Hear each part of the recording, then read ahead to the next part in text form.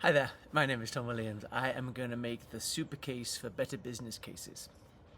The Supercase framework has four components. First of all, understanding, do we actually have a problem that's both urgent and important? Second, what's the root cause of that problem? What's the fix based on what we learned from the root cause? And then how do you implement with the notion that for any problem in the whole world, there's only and exactly three options. You can do nothing, you can do it yourself, or you can find a vendor. So in the case of business cases, what I might be doing is talking to a sales leader, but what I need to do is find common ground at the very top, a high level problem that we agree on, and then drill down into an area of expertise where we can actually make a meaningful change. So if I'm talking to a sales leader, I might say, we missed revenue target. I would start then with an insight, which is that revenue is literally pipeline times win rate times average selling price. Absolutely a story for improving pipeline, absolutely a story for improving selling price, but I'm going to focus on win rate. And if you want to look at win rate, then we need to look at the reasons for close lost. And my second insight here is that the vast majority of close loss reasons are actually indicating that the seller did not prove value to the buyer. Proving value is the job of the business case. Therefore, if we're not proving value, there's something wrong with the business case that can be fixed. Now, before we put time and money into making this fix, we need to figure out if the problem really is urgent and important. So in this case, I want to talk about a canary metric and an impact metric. So the canary metric is the number that you look at to test your hypothesis. In the case of business cases, I want to look at the win rate of the deals that had a business case versus the win rate of deals that did not have a business case. Then, assuming there is a difference there, we need to figure out the impact. So we look at what percent of deals had a business case, and then if all the deals that didn't have a business case enjoyed the win rate of deals that did have a business case, how much money were we talking about? And then finally, how much money are we talking about over time, especially if that number is getting better or worse over time.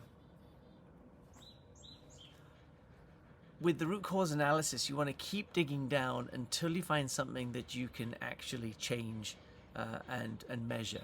In the case of business cases, I would ask the question, what is stopping sellers from creating a great business case for every single deal? Well, when you look at the complete list of your sellers, there are those who do business cases already, and some of them do it great, they're fantastic, some of them do it poorly. And then there's a whole bunch of sellers who don't do a business case, and either they can't or they won't. If we would want to dig into these different reasons for each organization to find out what's the driving factor for why they're not doing it, and then we can create a program that would actually address that particular low-lying cause. Anyway, so if I wanted to summarize here, I'd say people don't use business cases because they're time-consuming and difficult to create. And even when they do create them, sellers know that buyers don't typically trust them because they're, if you like, hopelessly biased. So it's very difficult to put all their work in when you know that the buyer's not going to really trust it anyway. So what's the fix? Well, first of all, architect a better business case. You can use the Supercase framework, but the goal here is that we make a business case that is as close as possible to the kind of case that an internal operations team would create for themselves. I would say that the biggest differentiator between the Supercase framework and other frameworks is really focusing on that DIY approach, helping the customer understand how would you do this yourself if you had to do it yourself. And there's a couple of different advantages that come from this. First of all, you're building a lot of trust and credibility because you're showing not just my software is some magic kind of software, but it is addressing an underlying mechanism. It's fixing something in your situation that's broken, and my software uses this mechanism to fix that problem. You too could use that mechanism if you had enough time. Second, it lets you understand where the real decision making gets made inside the buyer's organization, because by going through the DIY process, you're also going through your process of what it would take to actually implement this thing. And then third, you are absolutely locking out the competitors, because the contrast now is between a partner who really understands the business, who has these fantastic commercial insights about their company, the things that they know that nobody else knows, and they're willing to work at a much deeper level rather than just somebody holding up a purchase order. The second part of making this possible is that we need to make it easy for the reps. Again, the Supercase framework offers a way to do this. Now, we've broken this down into several components that your framework needs to have. First and foremost is a point of view, which is that unique thing that you know about the industry, about your industry, that nobody else knows. That's what powers your software or your solution. It's also going to power how you would help the customer do this by themselves.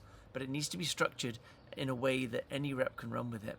Second, you need to have a really good model, a way to show the math that making this fix is going to make a meaningful change.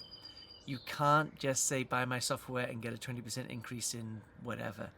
It's not good enough. You need to show what the mechanism is. What are you actually changing in their organization that's going to get you to that final result? A builder is just the instructions or framework for the reps to actually run through this, and the template to make it look nice. One big caveat: there are a lot of AI companies who say, we'll just listen to your calls and we'll create a business case. That's not going to work without a really strong POV informing what the business case needs to look like. So make sure that you start with that structured POV and don't just hope that a bunch of calls is going to automatically create this thing out of nothing. Finally, implementation. And in this case, I'm going to kind of turn the mirror on you guys. What are you going to do? If you recognize that you have an urgent and important problem and your business case is letting down your value perception, what are you going to do? You can do nothing. You can do it yourself using the tools that I'm more than happy to provide. You can buy my book, or you can find a trusted vendor who's done this before, who knows what they're doing, and is going to minimize your risk. All right, look forward to talking. Thanks.